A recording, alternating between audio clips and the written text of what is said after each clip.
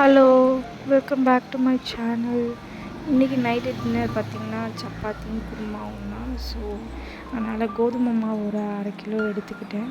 அதில் வந்து ஒரு 2 ஸ்பூன் உப்பும் ஒரே ஒரு ஸ்பூன் சர்க்கரையும் போட்டுக்கிட்டோம். ஏன் சர்க்கரை போட்டுக்கிறேன் அப்படின்னு பார்த்திங்கன்னா, நீங்கள் சர்க்கரை போட்டிங்கன்னா மாவு ரொம்ப சாஃப்டாக இருக்கும்.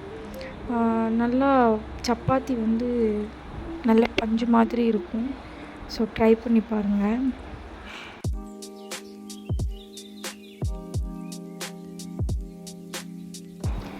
நல்லா கொஞ்சம் கொஞ்சமாக தண்ணி விட்டு பிசைஞ்சுக்கோங்க. ஒரேடியாக தண்ணி விடாதீங்க, அதுக்கு சரியாக பிணைய முடியாது. கொஞ்சம் கொஞ்சமாக விட்டு நல்லா பிசைஞ்சு எடுத்துக்கோங்க. அப்போ தான் மாவு நல்லா வரும்.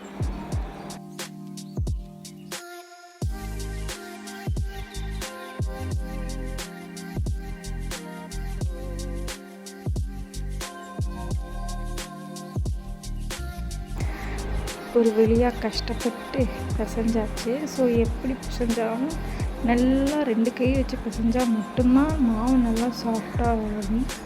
சப்பாத்தியும் கொஞ்சம் நல்லா வரும். அதுக்காண்டி நான் கீழே போட்டு பிசைஞ்சிக்கிறேன். எப்போவுமே கீழெல்லாம் நான் நீட்டாக தான் வச்சுருப்பேன் தொடச்சி. ஸோ அதனால் நல்லா கீழே போட்டு நல்லா மாவை நல்ல பதத்துக்கு பிசைஞ்சு எடுத்துக்கலாம்.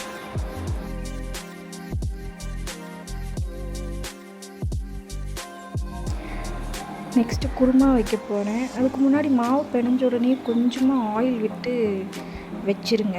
அப்போ தான் வந்து மாவு வந்து ரொம்ப ட்ரை ஆகாமல் இருக்கும். ஓகேவா? ஸோ நெக்ஸ்ட்டு பார்த்திங்கன்னா குருமாவுக்கு ரெடி பண்ண போகிறேன். ஸோ கொஞ்சமாக ஆயில் விட்டுட்டு நல்லா ஒரு வெங்காயம் போட்டுக்கிறேன். பெரிய வெங்காயம் ஒரு பெரிய வெங்காயம் போட்டுக்கிறேன்.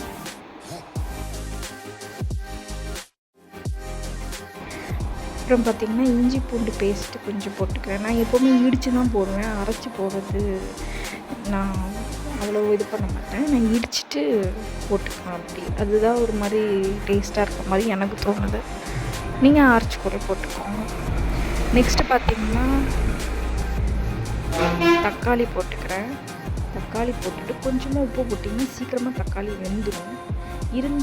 வெந்தாலும் அதை கிண்டுறதுக்கு எனக்கு ரொம்ப அது மசிகிற வரைக்கும் உட்காந்து வெயிட் பண்ணுறது சுத்தமாக எனக்கு முடியாது. ஸோ அதனால் மசிக்கிறத வச்சு கொஞ்சமாக மசிச்சுக்கிறேன். மசித்ததுக்கப்புறமா கொஞ்சமாக அரை டீஸ்பூன் தான் போடுறேன். ரொம்ப காரம் சேர்த்த மாட்டேன், ஏன்னா பாப்பாவும் சாப்பிட்றா அப்படின்ட்டு.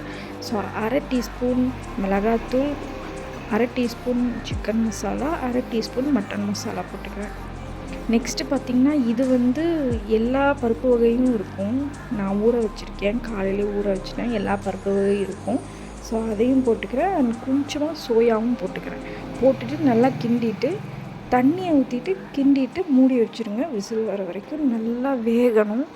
ஸோ விசில் வர வரைக்கும் வெயிட் பண்ணலாம்.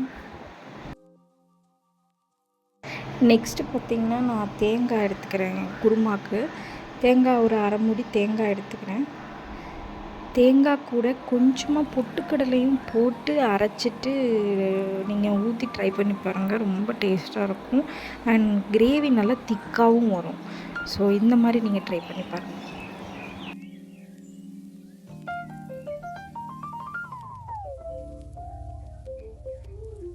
ஸோ அரைச்சிட்டு வந்துட்டேன். நல்லா திக் பேஸ்ட்டாக இருக்குது. ஸோ இப்போ விசில் வந்துட்டு நான் ஒரு 10-12 விசிலுக்கு மேலே விட்டுட்டு நல்லா வேகணும் அப்படின்னு. ஸோ விசில் வந்துட்டு இப்போ எடுத்துட்டு வெந்துருச்சான்னு பார்த்துட்டு அதுக்கப்புறமா நம்ம அரைச்சி வச்சு தேங்காவை ஊற்றிக்கலாம்.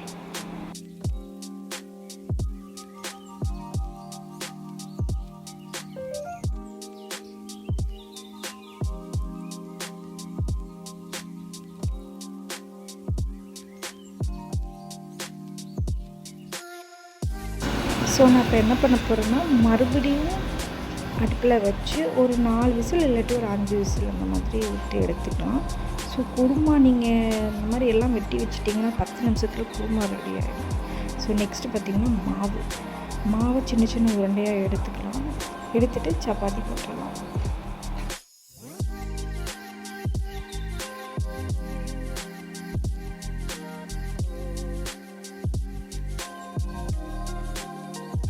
ஸோ இதுக்கடையில் குருமாவும் ரெடி ஆகிட்டு 5 விசில் வந்துட்டு குருமா நல்லா திக்காக ரெடி ஆகிட்டு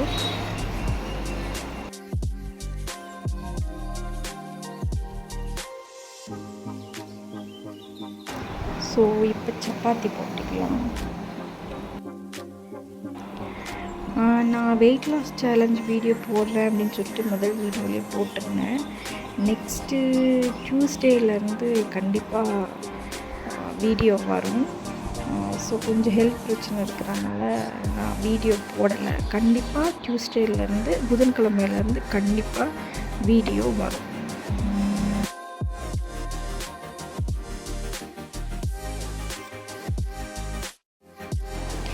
ஏன் இவ்வளோ அவசரமாக சப்பாத்தி போடுறேன்னா கொஞ்சம் வெளியே போக இருந்தது.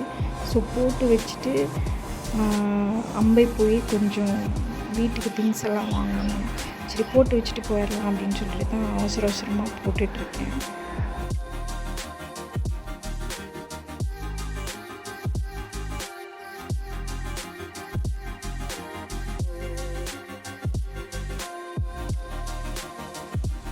ஸோ கொஞ்சம் திங்ஸ் எல்லாம் வாங்குறதுக்கு வெளியே கிளம்பிட்டோம். அம்பை கிளம்பிட்டோம். வாங்குறதெல்லாம் வீடியோ எடுக்க முடியல, ரொம்ப லேட் ஆகிடுச்சு. வீட்டுக்கு வரும்போது மணி 10 ஆகிடுச்சு. ஸோ வீடியோ என்னால் சரியாக எடுக்க முடியல. நெக்ஸ்ட் டைம் போகும்போது நல்லா வீடியோ எடுத்துகிட்டு வந்து போடுறேன்.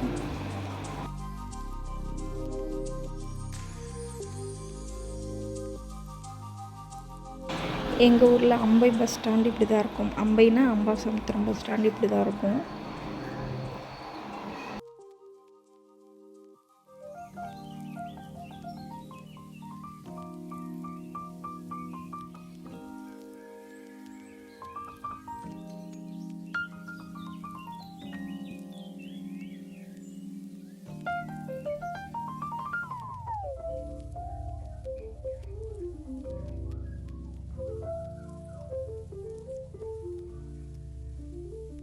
ஸோ அடுத்தடுத்து வீடியோ கண்டிப்பாக வரும். அண்ட் வெயிட் லாஸ் சேலஞ்ச் வீடியோவும் கண்டிப்பாக வரும்.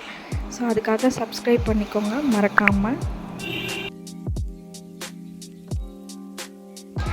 ஒரு வழியாக வீட்டுக்கும் வந்தாச்சு திங்ஸ் எல்லாம் வாங்கிட்டு. ஸோ நெக்ஸ்ட் வீடியோவில் பார்க்கலாம். Stay tune. பாய்.